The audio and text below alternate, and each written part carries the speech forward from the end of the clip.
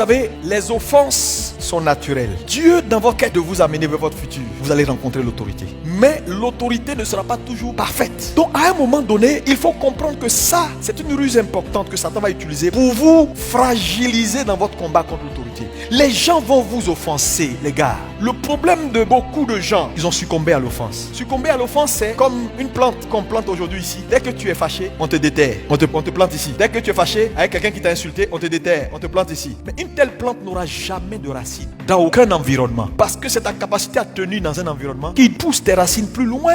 Mais sans racines, il n'y a pas d'auteur. C'est vrai qu'il peut y avoir des problèmes qui arrivent. Et Dieu utilise cela pour te relocaliser. Mais c'est des problèmes qui ne sont pas là matin, midi, soir. On ne passe pas sa vie à s'offenser. On s'en sortira pas. Dans le foyer, les offenses viendront. Dans la maison, les offenses viendront. Au travail, les offenses viendront. À l'église, les offenses vont se multiplier même. Parce que là où il y a des hommes, frère, ce sont ces choses-là qui sont là. Et je veux te dire, Dieu ne va pas régler ton problème sans te confronter à ce qui peut régler ton problème. Il y a des gens, il faut qu'on te choque pour que tu reviennes à la raison. Donc les gens s'offensent et puis ils tombent dans l'amertume. Donc ils sont assis dans l'église, le frère qui s'assied là, s'assoit au milieu. Après il est assis derrière, il est offensé, il est blessé. Et souvent ils ne disent rien. Et l'offense, elle finit par te conduire dans des étapes. Numéro 1, quand tu es offensé, tu vas avoir de l'amertume. Tu es blessé. Quand tu es blessé, tu vas être passif. Quand tu vois les gens entrer dans une zone de confort où ils sont passifs, moi je viens à l'église, je prends mon message, je m'en vais. Ils ont été blessés. Au lieu de traiter leurs problèmes, ils ne comprennent pas que Satan est en train de les faire bouger vers quelque chose qui va exécuter leur vie. Parce que l'amertume, les blessures intérieures, qu'elles ne sont pas réglées, frère, elles vont vous conduire. Et on a un cas école dans la Bible. Le cas école, c'est le cas de Absalom. De Samuel 13, verset 22. Absalom, fils de David, roi. Il avait plusieurs enfants. Et un jour, il y a eu un incident familial. Et Amnon, qui était l'un des fils de David,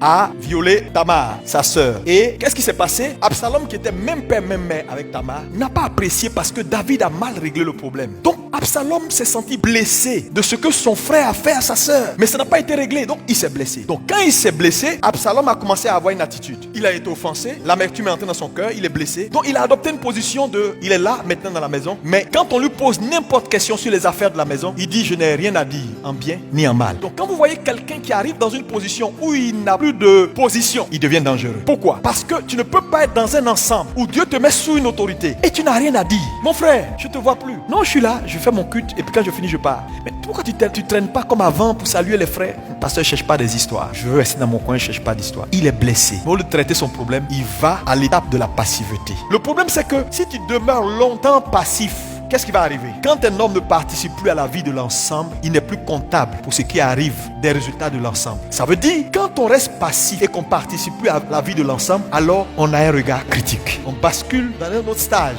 Maintenant, on devient critique.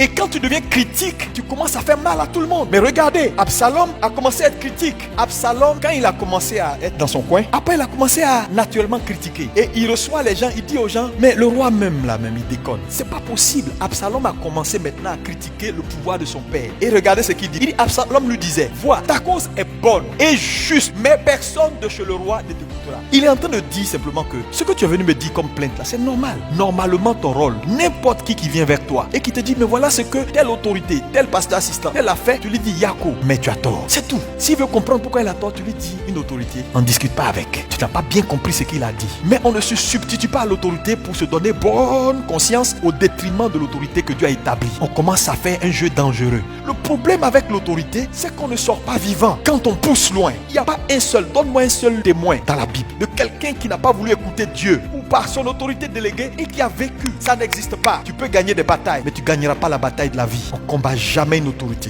Regardez, et il a fini où? Il a fini maintenant par, on casse l'assemblée, on va tuer Amnon. Il a tué son frère. Il est entré maintenant dans une rébellion ouverte. Ce qui était juste une offense. Les gars, ne vous laissez pas offenser par tout ce qui se fait dans une église, dans votre travail. Soyez des hommes avec une carapace dure. Ce n'est pas tout dans la vie on prend pour faire affaire d'État.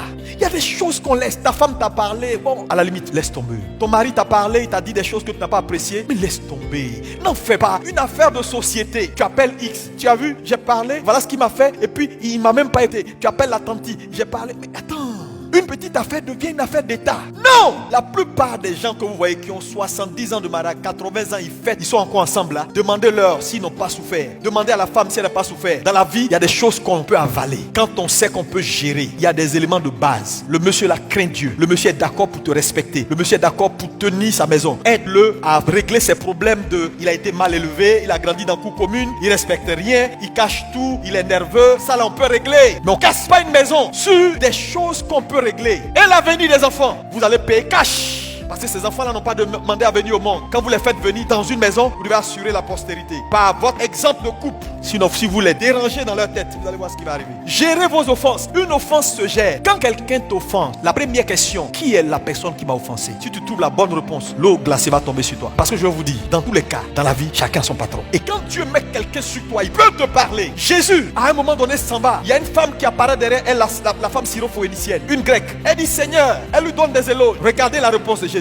Il dit, je n'ai été envoyé qu'aux brebis perdues de la maison d'Israël. Elle poursuit. Il dit, je ne prendrai pas la nourriture des enfants pour donner aux chiens. Comment tu peux m'appeler moi chien? Moi qui t'ai honoré, qui t'ai appelé Seigneur, tu dis je suis chien? Elle n'a pas regardé à ça. Jésus l'a ouais. Elle a continué. Et Jésus a dit, cette femme a la foi. Je vous dis, vous allez faire face à des gens qui vont dire des choses, qui vont vous parler. Toi, on ne peut pas te parler. Tu es qui toi? Et puis on ne peut pas t'insulter. La reconnaissance de son identité et de qui on est ne nous exclut pas la justice de l'autorité. Ou que l'autorité nous parle. Attends, mon papa me parle, ça n'enlève pas ma valeur, c'est mon père. Non, tu m'as parlé comme ça. Comment tu peux me parler comme ça? Oui, je te parle comme ça. Même ton mari te parle. Comment tu peux me parler comme ça? Je te parle comme ça. Parce que le fait de te parler, je suis ton autorité. Mais ça n'enlève pas ton identité, ta valeur. Parce que si je ne reconnaissais pas ta valeur, je ne serais pas lié à toi. Donc on est, en termes de valeur, on est les mêmes. Mais en termes d'autorité, je peux te dire certaines choses pour te régler. C'est vrai, je ne suis pas en train d'encourager les hommes à dire n'importe quoi à leur femme ou aux femmes à dire n'importe quoi à leur mari. Le respect est quelque chose qui doit être de mise. Mais s'il arrive que quelqu'un a été mal éduqué, quelqu'un a des problèmes pour se métamorphoser, il faut l'aider. Ne détruis pas tout à cause de ça. Le monsieur, il a fini de parler, il a oublié. Toi, tu es dans Palabre depuis 3 semaines. 2 Samuel 16, verset 11.